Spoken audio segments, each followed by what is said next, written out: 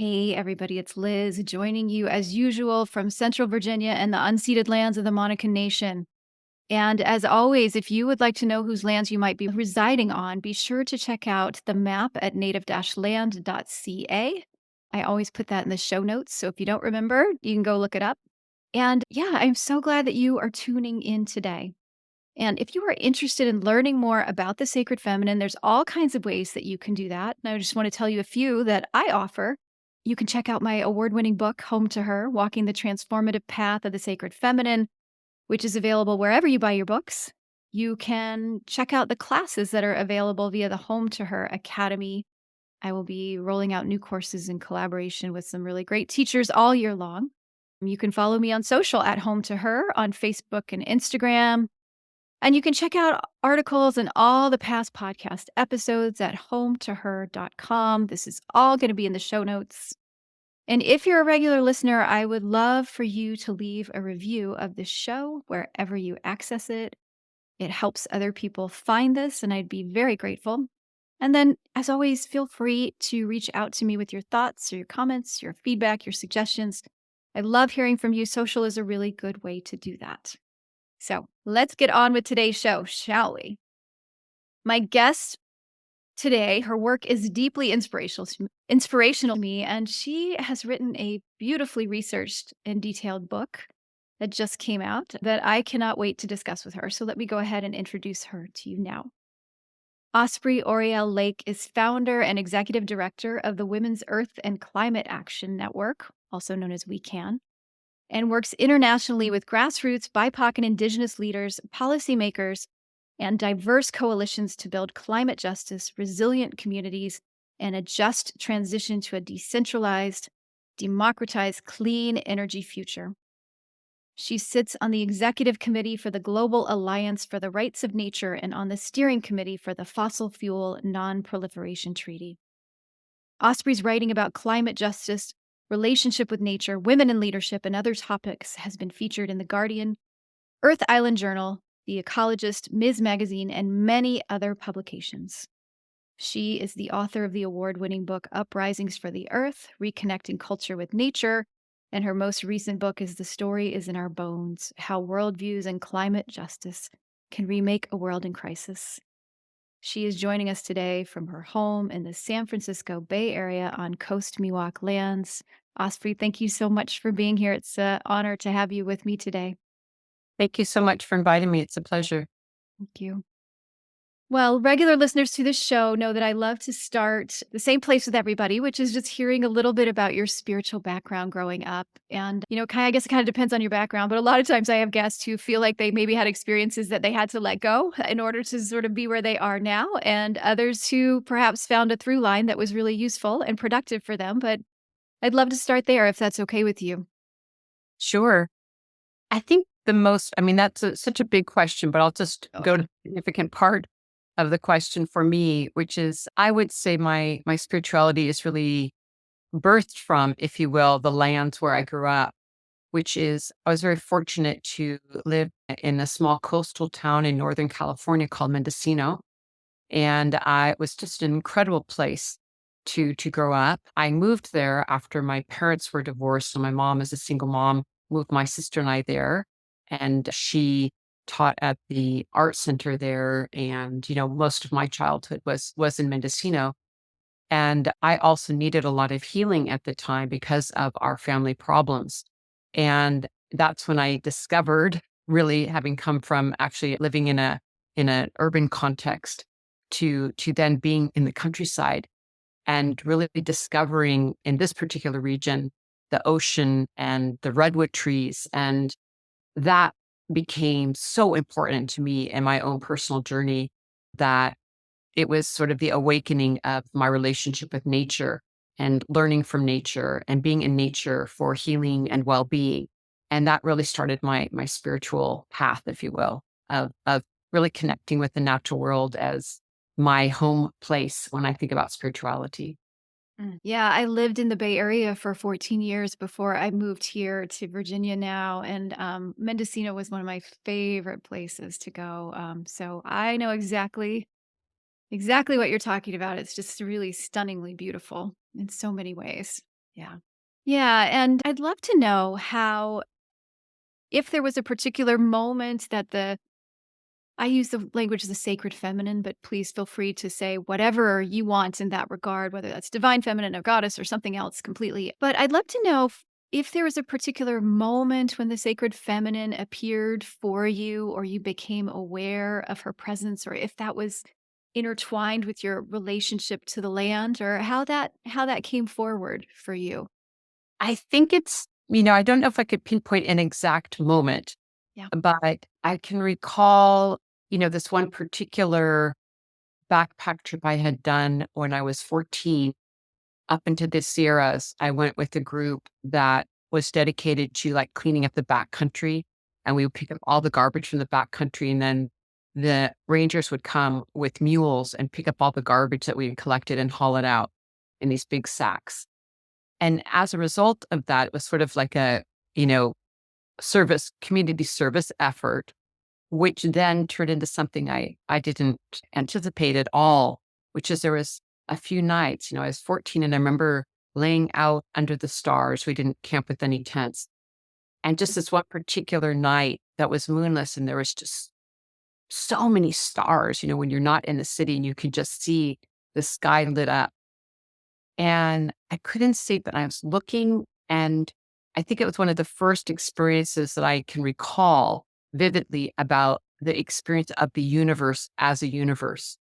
And this immense realization, even though, of course, we know we're on a planet and all the things we learn, even as kids, about science, I just had an embodied experience of the living web of life and being part of something so vast. And it had such a deep impact on me. And also in that moment, feeling the feminine energy of the Mother Earth, as I had learned, from reading lots of books on Indigenous peoples all over the world, which has always been an interest of mine. And there was just this visceral sensation of the Great Mother, if you will, that later then, I would begin to associate and study and research, the goddess traditions and what the principle is and the sacred feminine, all these different concepts. But at the time, I didn't really have like the intellectual concept. Yeah. But I would really honestly have to say, before the intellectual concept, the experience is what really moved me and then drove me to learn more.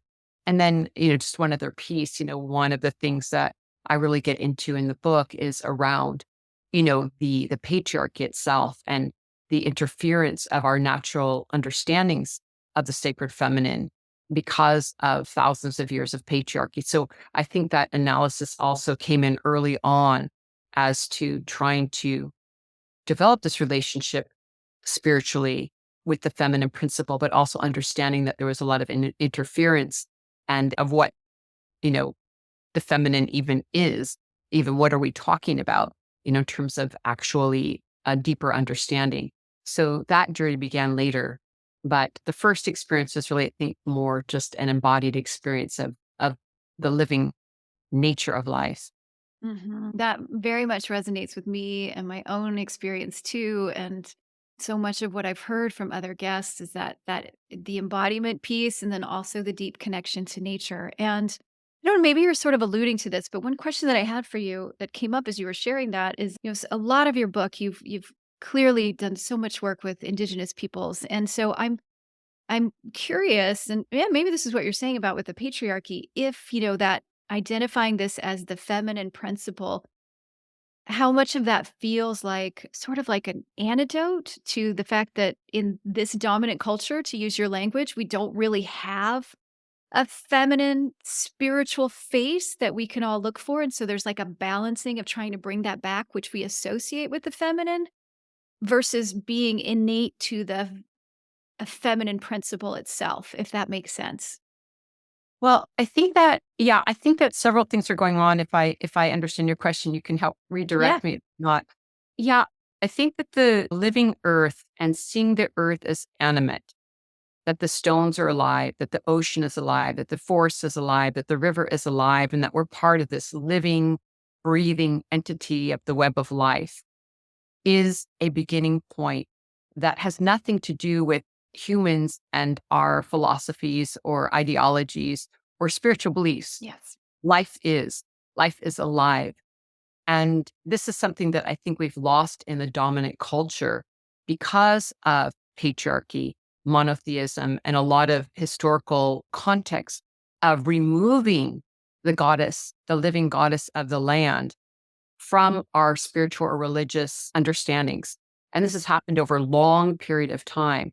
And so when we moved in the dominant culture, because it's certainly not true of indigenous or local peoples who have not lost that intact relationship with inanimate earth.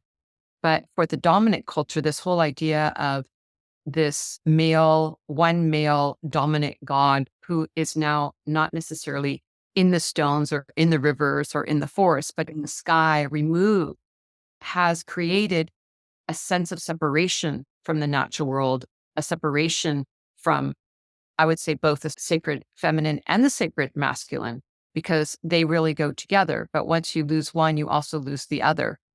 And so, how I see it is that when we innately are with the land and feeling that embodiment we talked about, all of those natural understandings of how we're part and particle of nature are, we're in that. We are animals in essence, part of this land, part of this earth.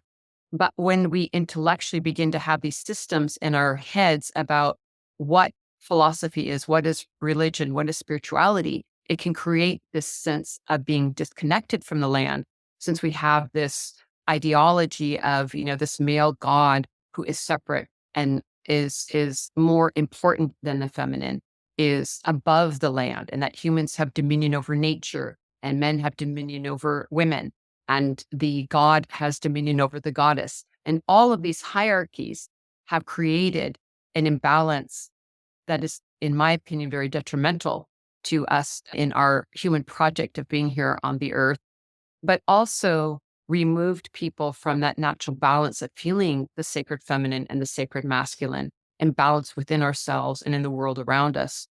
And I would also include, I think it's important not to just have these gender binaries, but really understanding there's also a gender spectrum, even when we're talking about spiritualities and how we identify with ourselves as human beings, but also within the sacred web of life, that there's a range of experiences we're all having.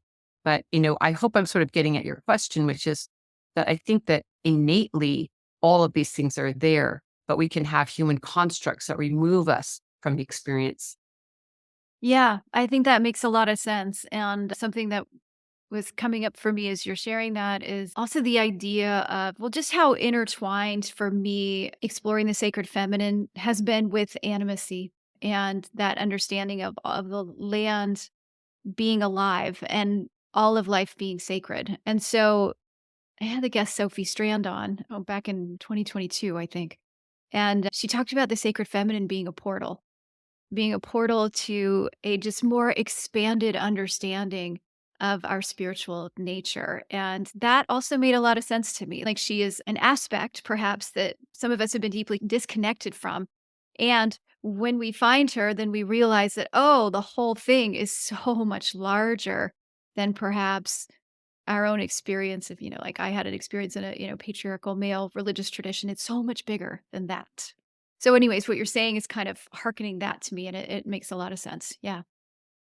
Well, one of the things that really resonated for me with your book that's a real question and also passion for me is this thinking about why the sacred feminine is, well, there are people that say she's rising. There are people that say, nah, she's already here, or she never went anywhere, but why she seems to be in our consciousness more. And I do really believe in the idea that we change ourselves and that ripples out into the world. And yet, I have always had a feeling that it's about more than that when it comes to the sacred feminine, that it's about more than just our own personal development and personal growth. And so, one of the things that I really loved about your book is I felt like there's this beautiful interweaving of what I call the sacred feminine with demonstration of action in the world and how women in particular are showing up, often indigenous women are showing up around the world to act in these really powerful ways.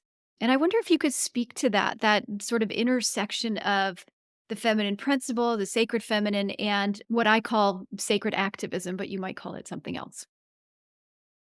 So my day job, so to speak, every day is at the Women's Earth and Climate Action Network, as you mentioned in my introduction, which means, mostly throughout the day, we're very engaged in very, if you will, practical matters, whether it's a reforestation project in the Democratic Republic of Congo, or reforesting areas or protecting old growth forests up in the Tongass in Alaska, or doing work to stop fossil fuel projects to protect land and protect rivers. We go to the UN climate talks every year with frontline women so that they can advocate for themselves about their lands and territories. All of that is very hands-on work, and doing advocacy work and practical programs. And within this, I really like to think about how do we intervene in the current system and really instill our values around the living earth and the web of life. And that to me is that place of sacred activism that you were mentioning.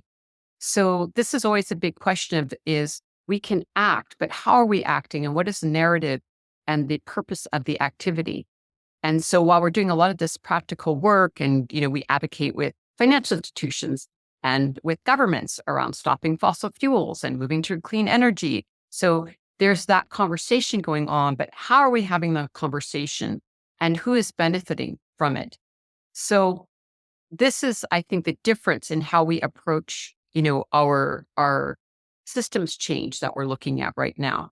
And for me, within that context, I would say also that there's a relationship between colonization, patriarchy, racism, and our economic systems based on capitalism. And when you sort of tug on one of those systems of oppression, they lead to another.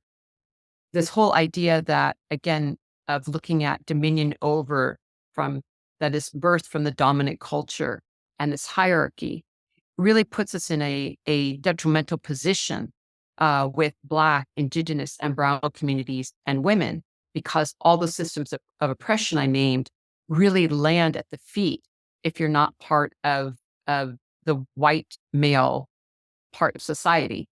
And so I think it's really critical when we're looking at sacred activism or this interface and having a approach to taking action that is very transformative. We also need to understand the systems we're in and what it is we're transforming, which is why I was mentioning these different systems of oppression, because we're really needing to, on the one hand, dismantle them because they have been so dangerous, but also what is it that we're birthing? And if we're going to know what we're birthing, we need to know what it is we're taking apart and what are the things that are hurting us so that we can develop the world that I know many of us are summoning, that is based on peace and egalitarianism and harmony with nature and, living sustainably. All these things we know we want for ourselves and our children and the land require both that we understand the systems we're in and how we transform them, but also what it is that we want to birth and what kind of communities and relationships of the land that we want. And so I think that this is the role of sort of dancing between the worlds of a spiritual relationship with the land, this understanding that we come from an animate cosmology, and how do we transform that into this very difficult time where we're facing so much oppression in the world in many different ways. And how do we get sort of from those spiritual understandings into practical application? And I'll just give one example to close my comment here, which is, we are very involved at Weekend at the Rights of Nature movement, which is this idea of not looking at nature as property, not putting nature into our market systems, meaning the commodification and financialization of nature, but looking at nature as sacred and holy and a rights-bearing entity, so that we lift up not only the Declaration on the Rights of Humans, which is very important, but also the Universal Declaration on the Rights of Nature, on the rights of Mother Earth. And that Mother Earth gets into the center of the conversation around our governance and how we have our legal systems and how we make environmental laws, that we really see nature not as property, but having the right to thrive and evolve and exist all on its own. So the forest and the river can be represented in a court of law, which right now they can't be in most instances because they're viewed only as property. And it's very exciting because it's one of the fastest growing movements around the world. And in 2008, Ecuador was the first country in the world to bring rights of nature into their constitution. And there have been now cases of rivers being protected under rights of nature laws. There's about 36 cases in the United States and local ordinances that stopped fracking or protected waterways using rights of nature legislation. And I'll just give one last example. I was really fortunate to go to New Zealand on a fact-finding mission around rights of nature because they have something called personhood, which is in the umbrella of rights of nature. And the Maori people there have always viewed the Wanganui River as their living ancestor. And they fought for over 100 years and fairly recently were able to create a settlement with the New Zealand government, where there's one representative from the government and one representative from the Wanganui tribe that are now the custodians and caretakers of the Wanganui River. And they were actually able to put that into law. And so the river there is seen as their living ancestor and has personhood and is protected under personhood laws, just like humans have rights. And when I was there visiting, one of the Maori women took me to the river to meet the Wanganui River and sang these beautiful, beautiful songs. And at the end, she took my hand and she said, "We have a saying here, I am the river and the river is me. I am the river and the river is me." And I was just, of course, we are close to water, but in that moment, I just had another level of understanding how, our bodies are primarily water as human beings and the rivers flowing through me. And yes, these are our living relatives. We come from the water. Water is life. And so what I love about rights of nature is it's this world where we can actually move law to have a deeper understanding our relationship with the web of life and nature, but it also helps culturally us understand that nature is alive. And so rights of nature is sort of in that sweet spot of really talking about, how we can have sacred activism and change our systems and change our relationship with nature to really honor nature in a holy and sacred way.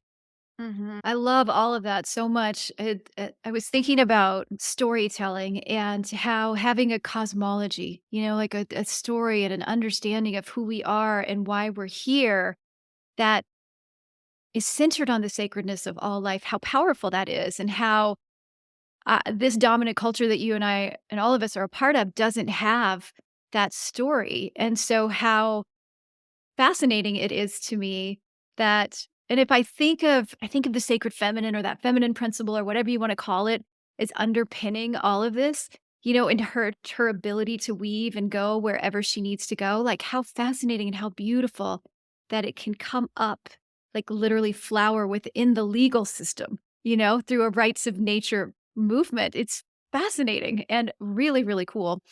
And I think there's some talk about rights of nature around there's something called the Mountain Valley Pipeline that I don't know if you're familiar with that yes. So I feel like that hasn't gotten nearly as much attention in the news as the Dakota Pipeline or some other projects, but I believe there are some activists that are looking at rights of nature to see if they can do something to stop that because everything else has failed at this point. So, yeah, I find that movement really fascinating. The other thing that came up as you were talking about that is you write about this, and this was really interesting to me because I believe like you, really into words. But, the I am the river and the river is me led me to the writing that you did around language and how language by its nature can expand our understanding and our viewpoints, and it can also limit us. And I think that that's something that we don't think about very often. So I wonder if you'd just be willing to speak to that a little bit and some of what you wrote about in your book related to our language around nature and how it helps us and also relate to nature itself and then cuts us off from it. Yeah, it's part of the whole concept of worldview that's in the title. And so, throughout the book, I'm looking at how we can address our worldviews. So we're kind of like going upstream and seeing, okay, we have all of these very challenging systems that we're living in, but where did they come from? And how do we work with our worldview to live in a more balanced way with nature and with one another? And so one of the components of that was to dive into these really I really had fun working on those chapters around language and memory and the stories that are in the land and how they influence our thinking and our worldviews, as you mentioned. So, to give some examples, actually, I think I'm just going to share what came to mind right now, I was just going over this myself actually, is that of looking at different ways of how languages can knit us deeply into the intimacy of the land. And so in one section of the book, I'm looking at the names of the months and some of the older languages. So as an example, I had a dear friend that I visited in the Czech Republic many years ago, and he was sharing with me some of the older Czech language and the months of the year. So, as an example, January is called Leden, which means ice. In February, it's called Unar, or the hibernation, or the ice lowers. March is Bretzen, or the birch or the sap moving through the tree. April is Dubin, which is oaks, and the oaks are blossoming. And then May is Kvetten, the blossom or flowering time. And I won't go on and on, but you can get the idea that the actual name of the month describes what is happening on the land or humans' relationship to that moment of how they would, maybe go harvesting for something at that particular time or hunting at a particular time. And why I mention this is, when I say January, February, March or something, these are just words. I don't have any visceral embodied experience of the land. It's just a word. But as you can see with this older language, it deeply ties you right into the cycles of Mother Earth, what is happening in nature. So just that as one small example is quite profound of what is we're putting into our mind and how we view ourselves in relationship to nature. And so the exploration I'm doing in the book is really getting into some deep dives on different words that connect us deeply into the intimacy of the land. And where do those words come from? And so there's one section that really talks about, current living indigenous peoples and their, in the assault that has happened through colonization and how much language has been lost and how important it is that we support indigenous peoples' rights, indigenous sovereignty for a million reasons. We were talking earlier about, their relationship with the land. 80% of all the biodiversity left on the earth is in the hands and lands of indigenous peoples because of this powerful relationship that we have with the land and how we need to really support indigenous peoples. But also their language is containing deep traditional ecological knowledge, deep understandings of our relationship to the land and how we even view concepts that are not even possible in the English language. So I also talk about how, the modern English language doesn't have some concepts that help us understand even modern physics, and how older languages and some indigenous languages have concepts that actually help you understand physics in a way that we have a hard time with, like when we're talking about, the particle and the wave, and they're both happening at the same time. There are languages that encompass that concept that makes it very easy for the human mind to then have that lived experience. I think language is very, very critical. And also going back to older European languages also have some of these roots with land-based peoples, magical words that connect you into seeing, the living landscape. And so I think this is really important to our development of like, how do we regenerate a earth-loving language, a language that doesn't separate us from nature, or even, many times we talk about resources when we're talking about, specific waters or particular specific forests, instead of calling it like the boreal forest or the Tongass rainforest or the Rio Grande River, like actually talking about these beings as living entities with names versus resources, which now makes it reduced to something for humans to use. So I think language is essential to how we're going to transform our worldviews and also begin to place ourselves within the animate cosmology that we're talking about. And from there, we're going to govern differently, live differently, treat each other differently when we're grounded in our earth lineage and remembrance of ourselves as part and particle of the land, instead of this sense of orphanage from the earth, which I think has been quite detrimental. That happens through our worldviews and this, dominion over nature worldview we've carried and separation from nature narrative that has arisen since the time of patriarchy, but also how it affects our language and how our language can be regenerated to connect us to the land again. I think is a powerful state of activism, but also a political imperative in some ways.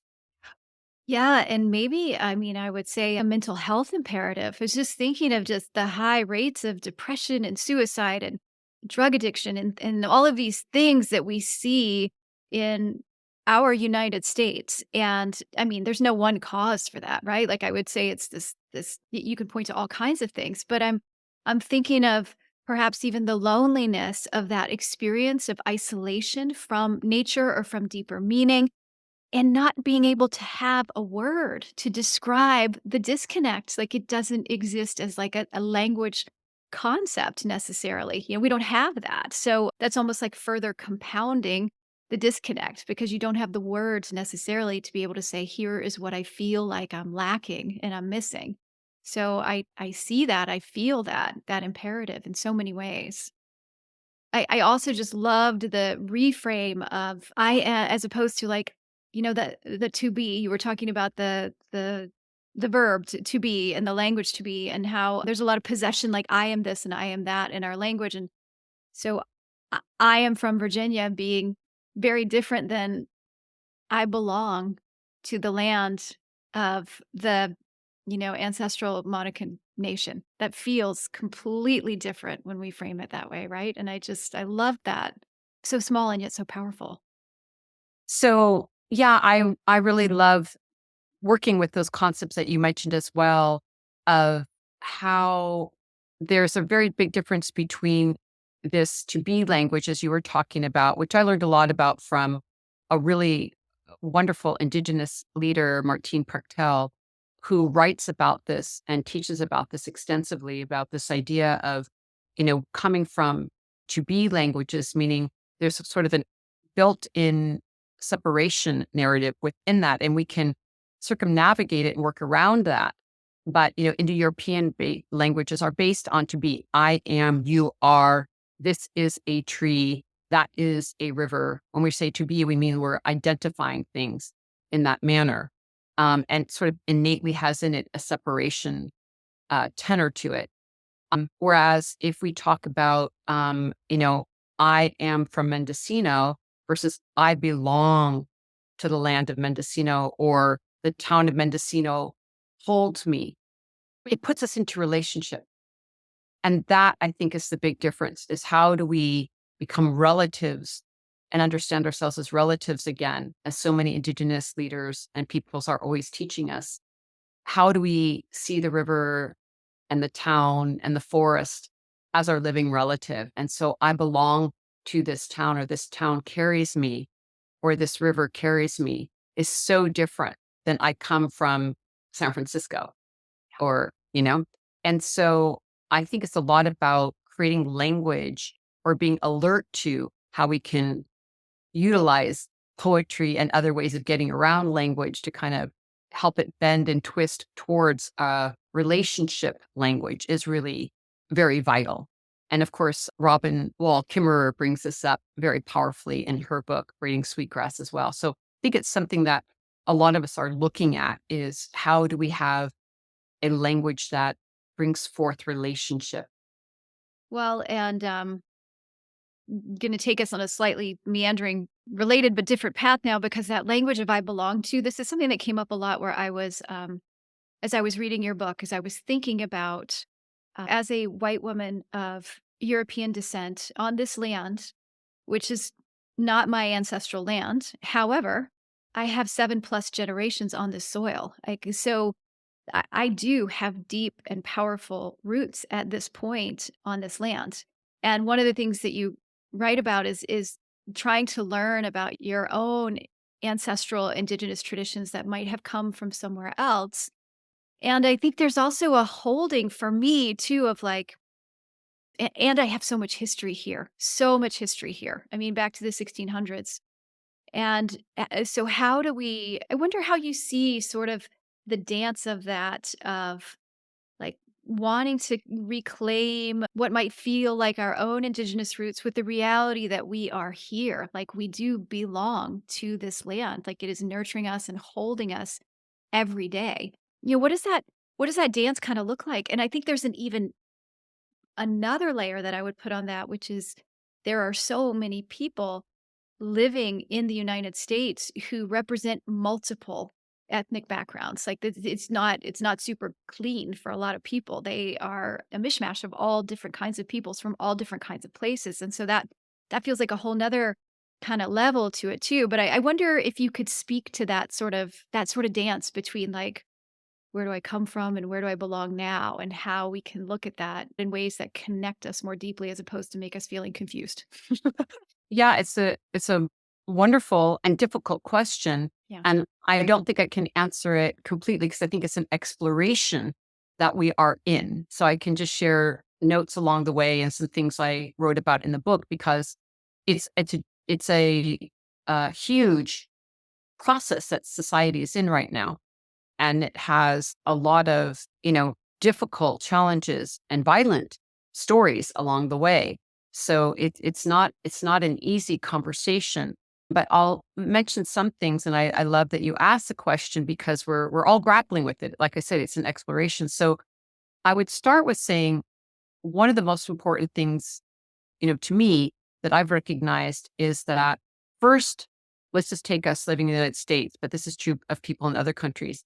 We are on stolen land of indigenous peoples. I think that's the beginning point.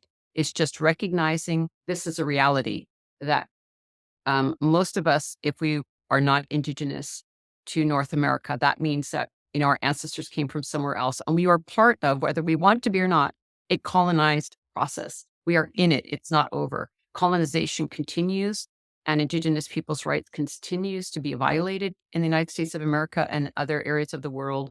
And so I think our first duty is to be good guests on the lands that we are. Because when we think about, how long, our ancestors were living someplace else, or how long indigenous people have been on the land, it's a very long time. So in measure to our lineages, we're still fairly new guests to this land. And so I think that's the first place to begin is, okay, indigenous peoples are here. There has been a huge violation. Colonization continues. So where am I living in this? I was really glad you opened with a land acknowledgement. Like here I am in California. I'm on Coast Miwok lands. Who are the indigenous people that we live amongst? What are their campaigns? What are their calls to action? What are their needs? How can we be good visitors on indigenous lands? Is, I think, a very good beginning point, and to sit at the feet of indigenous peoples and learn from them and respect where we are and their long-standing knowledge and rights in the places where we live. That gives us a grounding that's very real and right here, right now. And what is that relationship between us and the indigenous peoples where we live? And beginning to work on healing that. And what are reparations? And what are these land back movements that we can support? And all of these different things that help heal this horrific fact of colonization that exists. So here we are, and we need to make where we are better. So I think that's number one. And then number two is, yeah, absolutely. I mean, we're all part of Mother Earth. And so when we sit under the trees, no one owns the trees, no one owns the stars, no one owns the mountain. We're all here as children of the earth. And how do we honor, deepening our relationship with nature and walking in nature and having different practices that bring us close to the land? And everyone has, variations of what that means to them. But all of us getting closer and closer to the land and having more knowledge of the story of the land and the science of what nature is teaching us. And all of these things, I think, is an ongoing process. Just like if we have a relationship with a human friend, we have to invest in that and take time and build that relationship. And it's the same with the land, getting to know the trees and the forests and the rivers where we live. In terms of our ancestry, the part that I think is really critical is that one of the things that I'll just speak from personal experience is having spent a lot of time with indigenous peoples and their deep respect for their own lineages and ancestry really made me think, gosh, what do I know about my own? And also how healing it has been for me to study not just my recent ancestors, which is also very important, and my ancestry going back to Ukraine, but also as I dig into looping back to our earlier part of our conversation about the sacred feminine and spirituality and animate cosmology, required that I go back to our pre-patriarchal, pre-colonized ancestors. Because until I did that, I never felt grounded because the other things, honestly, I could not identify with or reconcile within myself because I didn't believe in it or trust it or found myself not in alignment with it.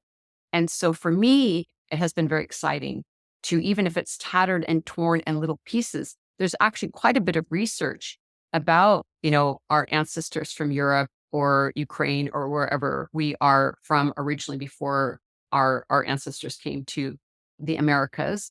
There's so much we can learn about these ancient stories that are connected to the land and practices of reciprocity and different ways that we can learn from our own lineage lines. And why that's important is because there are lineage lines. And that's where the story is in our bones. To go back to the title of my book, the stories are within us. Oh, when we look at Europe, we can see all over Europe ancient sacred stone wheels that were built to harmonize people's lives with the great calendar and the great wheel of time and the stars and the moon and relate all the activities to the seasons and the cycles and much more than that. And so, this gives us a deep sense of being grounded in our own relationship with an animate cosmology that we come from, that our ancestors taught about and live within. And why I find this also so critical is that when we don't have it embodied within us, my sense is that we become very violent and disturbed and not well as a society because it's like empty ghosts. We don't have a place we've come from. We're not connecting to our rootedness in the land or our own understanding of egalitarian societies that our ancestors way back did come from. And when we sit in that place, even if we just have little pieces of it, it completely changes how we can relate to where we live now and relate to Indigenous peoples where we live, because we're bringing our story forward so it can meet with their story. Otherwise, we just come empty. And I think it creates a void that is filled often with consumerism, needing to buy more, have more to fill up this great empty void of orphanage from the land and a sense of orphanage from the living earth, that somehow where we come from is not connected. There's not that umbilicus cord into the earth and into traditions that understand that. And so I think it's a deeply healing process and necessary as we work to dismantle white supremacy, as we work to decolonize ourselves. Part of that work is possessing our own ancestral knowledge of pre-patriarchal and pre-colonized times. So we were with our goddess traditions and with the land in a very different way. And how do we alchemize that and metabolize that into a current cultural and ecological framework to live in harmony with the Indigenous peoples where we live and with the land? And that's the exploration we're in. But I would again just like to center Indigenous peoples because we have so much to learn from people who did not lose that sense of connection from the land. And so, just to recognize in this process, centering Indigenous peoples is still a primary focus while we also do this other healing work. Yeah, for sure. Yeah, so much goodness there, and I think there's something that I'm wanting to name just in listening to you talk and also in reading your book that I feel simultaneously that there's I mean, you're hitting a lot of really challenging things in your book. You're writing about, I mean, we're in a crisis point, and it's very clear. I mean, and yet there's a lot of hope that I find in your writing as well when you are highlighting these stories, most of which I'd never heard before, in broader dominant culture, even in the news. And I feel it even now when you're talking of like, oh wow, we are vastly off track. And yet there are opportunities. There are still opportunities to course correct, right? And not only are there opportunities to course correct, but there are people who are already doing it and have been doing it. They are doing it. They are living it right now. And so I wonder, one of the questions that I had for you as I was reading your book was these powerful stories of change makers. And if you have an opinion on, I'm not going for a conspiracy theory or something, but just a legitimate sort of sense of like, why don't we know about this more? Or why aren't we centering these stories of hope is not even the right word, like action, sacred action? Like, why aren't these stories perhaps more front and center? And if you have thoughts on that. Well, I mean, I think we're, just in terms of a larger frame, I think one world is burning, shattering, and collapsing all around us. And we're experiencing that. It's very real with the climate crisis and social ecological crises. I mean, this is very real.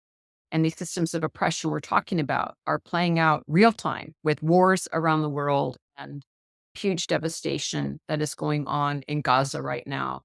And just the atrocities happening there are beyond speech, even. And, we look at the fact that the climate crisis is escalating and the droughts and the floods and the hardships people are experiencing around the world. So I think it's important to just look at it straight on, but at the same time, not lose hope in the sense that there is so much we can do. It's not too late to act, and scientists are letting us know it's not too late to act. It doesn't mean that we're going to stop the climate crisis tomorrow, but we can make things a lot better and we can make things less harmful. We definitely have time for that.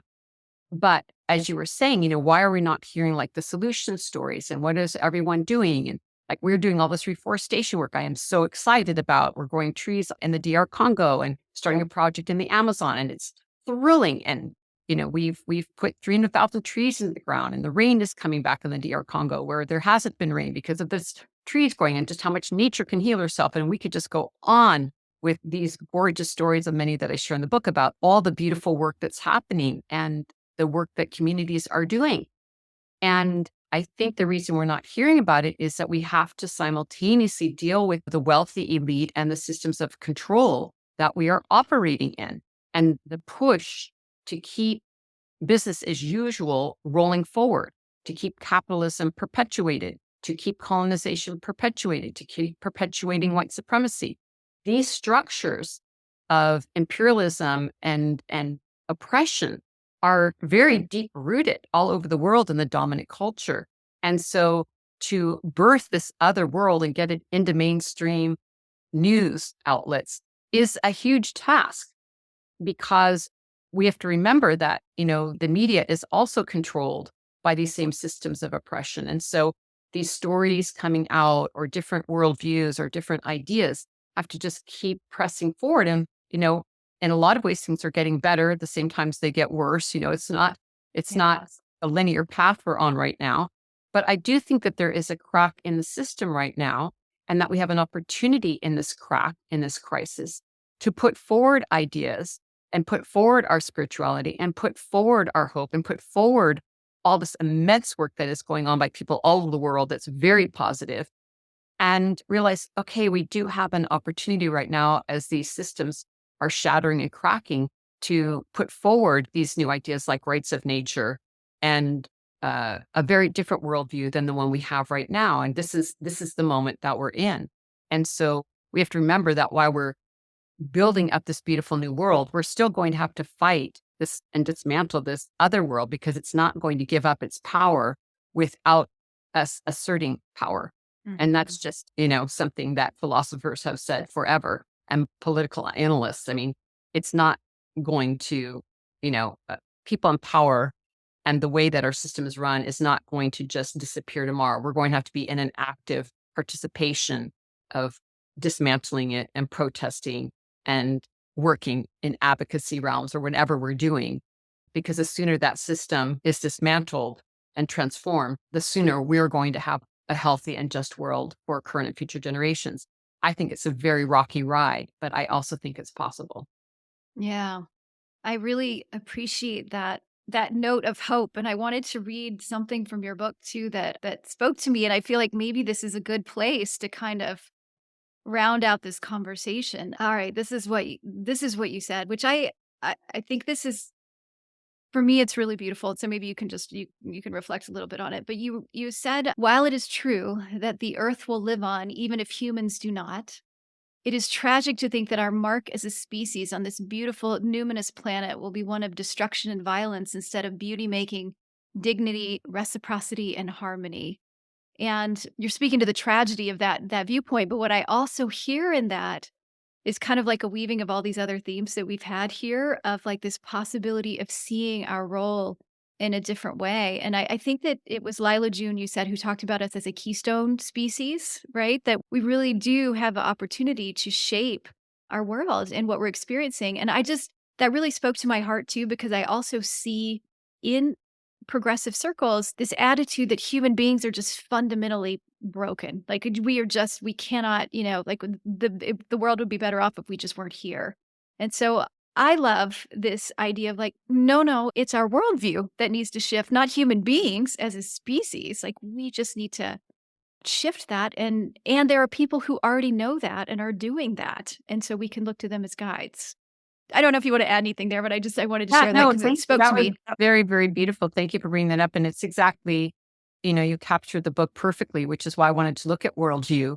It's human beings are amazing. We're creative. We're quirky. We're wild. We're an experiment in the evolution of this planet. And so, no, there's not something intrinsically flawed about humans. I think we're in a flawed system. Yeah. And that system has been in existence for a long time, which we've been talking about those systems of oppression. But when we can be healed, when we can remember our true place in the earth lineage, we can be, a keystone species, as Lila Jean Johnson points out. We can be life enhancers. And that's really what the thrust of my book is about. It's like, how do we become life enhancing species again? And the excitement of that, the excitement of, how we garden the earth, how we tend to nature, how we live in community, how we treat one another, how we really develop kindness, living well. We don't need to be over consuming. We can be living much simpler lives and be very happy. We can fulfill so many of our needs through relationship and intimacy.